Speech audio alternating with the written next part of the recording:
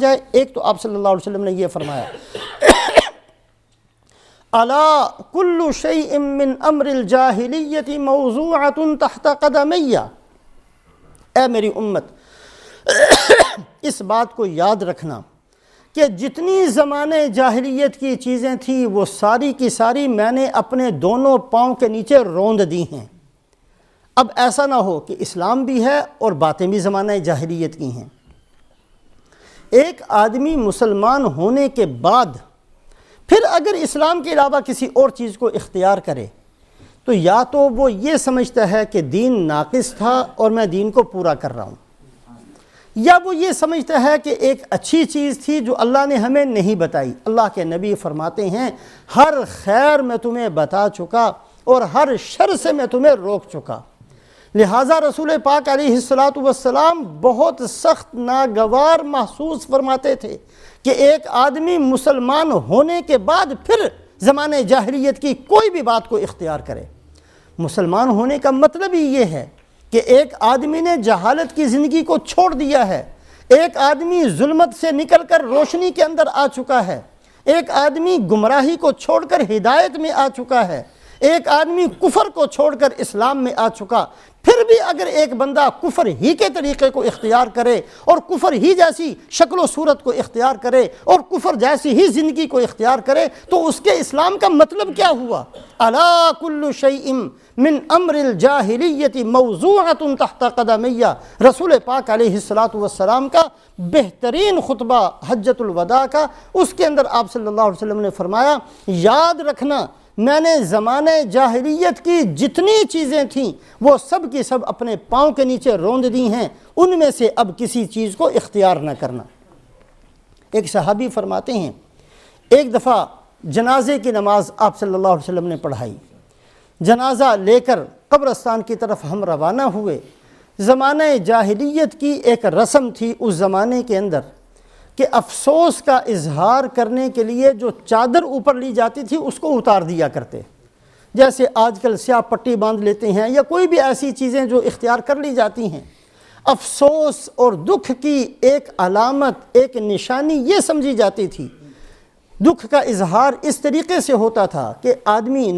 یعنی جنازہ لے کر قبرستان جا رہا ہے تو وہ اپنی چادریں اتار کر پھینک دے، یہ سمجھتے تھے کہ ان کو بڑا دکھ ہوا۔ صحابہ فرماتے ہیں کہ آپ صلی اللہ علیہ وسلم ساتھ تھے، جنازے کے اندر ہم جنازہ قبرستان لے کر جا رہے تھے، راستے میں کچھ صحابہ نے اپنی چادریں اتار کر پھینک دی اور جو صرف قمیض پہنے ہوئے تھے اس کے اندر چلنا شروع کر دیا، اور بظاہر ان کا یہ عمل ایسے لگتا تھا گویا کہ وہی زمانے جاہلیت کا طریقہ انہوں نے اختیار کیا ہے۔ آپ صلی اللہ علیہ وسلم کھڑے ہو گئے اور آپ صلی اللہ علیہ وسلم نے بڑے غصے سے فرمایا ابی فعل الجاہلیت تصنعون، میرے ہوتے ہوئے تم زمانے جاہلیت کی چیزوں کو اختیار کرتے ہو۔ لقد ہممت ان ادعو علیکم ان ترجعوا فی غیر صورکم، میں نے ارادہ کر لیا تھا کہ ایسی بد دعا کروں کہ تمہارے چہرے بدل دے اللہ پاک تمہارے چہروں کو مسخ کر دے، تمہارے چہروں کو بدل دے، تم نماز جنازہ کے بعد گھر جاؤ تو تمہاری یہ صورتیں نہ ہوں جو آج ہیں۔ اتنا سخت رسول پاک علیہ السلام کا ناگواری کو محسوس فرمانا، اتنے سخت کلمات، شاید میرے علم کے اندر تو ایسی کسی موقع پر آپ صلی اللہ علیہ وسلم نے یہ الفاظ ارشاد نہیں فرمائے کہ میں نے ارادہ کر لیا تھا کہ اللہ تم ایسی بددعا کروں کہ تمہاری صورتیں بدل جائیں، سوائے اس ایک موقع پر۔ اور یہ کیوں کیا کہ ایک آدمی مسلمان بھی بنتا ہے اور زمانے جاہلیت کے کام کو اختیار کرتا ہے۔ اس کا مطلب تو یہ ہوا کہ یہ بندہ یہ سمجھتا ہے کہ اسلام نے ہمیں، اللہ کے نبی نے ہمیں مکمل دین نہیں دیا، دین کے اندر کمی بھی ہو سکتی ہے، دین کے اندر اضافہ بھی ہو سکتا ہے، یہ سمجھ کر یہ بندہ کسی اور چیز کو اختیار کرتا ہے۔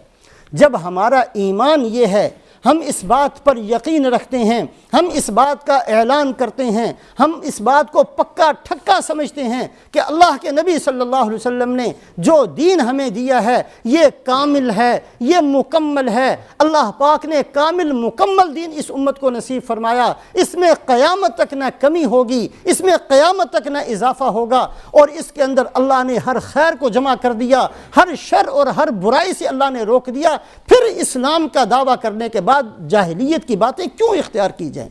تو رسول پاک علیہ الصلوۃ والسلام نے سوچنے کی بات یہ ہے، حجۃ الوداع کا خطبہ ہے، اس کے اندر آپ صلی اللہ علیہ وسلم حج کے فرائض کو بیان نہیں فرما رہے، احرام کے مسائل کو بیان نہیں فرما رہے، قربانی کے مسائل کو بیان نہیں فرما رہے، حلق کرنے کے مسائل کو بیان نہیں کیا جا رہا، بلکہ رسول پاک علیہ الصلوۃ والسلام وہ چیزیں ارشاد فرما رہے ہیں جو قیامت تک اس امت کے لیے ضروری ہیں۔ آپ صلی اللہ علیہ وسلم کا حجۃ الوداع کے موقع کے خطبے کا ایک جملہ سب کو یاد رکھنا چاہیے، الا کل شیء من امر الجاہلیت موضوعۃ تحت قدمی، اے میری امت یاد رکھنا کہ میں نے زمانہ جاہلیت کی ساری باتوں کو اپنے قدموں کے نیچے روند دیا ہے، اب قیامت آ جائے تم زمانہ جاہلیت کی کسی بیہودہ عادت کو اختیار نہ کرنا۔ کبھی کبھی سوچ لینا چاہیے، اپنے گریبان میں منہ ڈال لینا چاہیے، کبھی کبھی اس بات پر غور کر لینا چاہیے کہ آخر ہم مسلمان ہونے کے بعد کہاں جا رہے ہیں؟ اسلام کا راستہ کیا ہمیں معلوم نہیں ہے؟ پتہ ہے سب کو، سب ہم جانتے ہیں اللہ کے نبی صلی اللہ علیہ وسلم کا لباس کیسے تھا پڑھتے ہیں، اللہ کے نبی کی شکل و صورت کیسی تھی ہمیں معلوم ہے، اللہ کے نبی نے کون سی زندگی بتائی تھی ہم واقف ہیں، پھر وہ کون سا اسلام ہے جو ہمیں پھر بھی کفر کی طرف لے کر چلتا ہے، پھر بھی ہمیں اللہ کے دشمنوں کے راستوں پر چلاتا ہے، آخر یہ کیوں ہے؟ کبھی اس بات پر غور کیجئے اور اللہ کے نبی صلی اللہ علیہ وسلم کا یہ جملہ بار بار یاد رکھیے، الا کل شیء من امر الجاہلیت موضوعۃ تحت قدمی، اے میری امت میں زمانہ جاہلیت کی ساری بری باتوں کو اپنے پاؤں کے نیچے روندتا ہوں، اب میری امت ان میں سے کسی بات کو اختیار نہ کرے۔ دوسری چیز رسول پاک علیہ الصلوۃ والسلام نے اسی خطبے کے اندر فرمائی، زمانہ جاہلیت کے اندر سودی لین دین بہت تھا،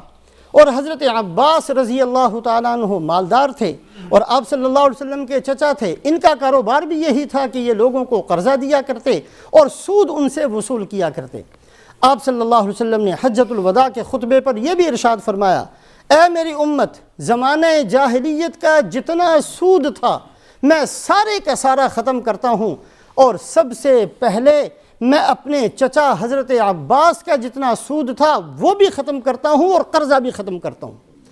میں اپنے گھر سے ابتدا کرتا ہوں۔ اللہ کے نبی صلی اللہ علیہ وسلم کی بہترین سنت اور عادت یہ ہے کہ جو بات دوسروں کو کہی جائے سب سے پہلے عمل کر کے دکھایا جائے۔ رسول پاک علیہ الصلوۃ والسلام نے اعلان فرمایا کہ میرے چچا عباس کا جتنا لوگوں کے اوپر قرضہ تھا اور اس قرضے پر جتنا سود بنا تھا، عام لوگوں کا سود میں ختم کرتا ہوں، کوئی کسی سے سود کا مطالبہ نہیں کر سکتا، لیکن اپنے چچا کا سود بھی اور جس سے میرے چچا نے کچھ لینا تھا وہ سب کا سب معاف کرتا ہوں۔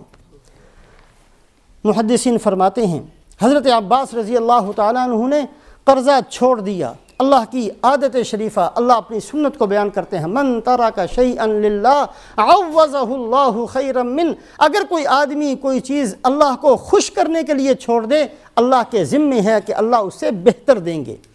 اگر ایک آدمی حرام اس لیے چھوڑ دے کہ اللہ نے مجھے روکا ہے، اللہ اپنے ذمہ لیتے ہیں کہ حلال طریقے سے اس سے زیادہ دیں گے، یہ اللہ کی ذمہ داری ہے۔ حضرت عباس رضی اللہ تعالیٰ عنہ نے چند ہزار یا چند سو جو ان کا قرضہ تھا وہ معاف کیا۔ اللہ پاک نے 400 سال تک بنو عباس کو حکومت دی ہے۔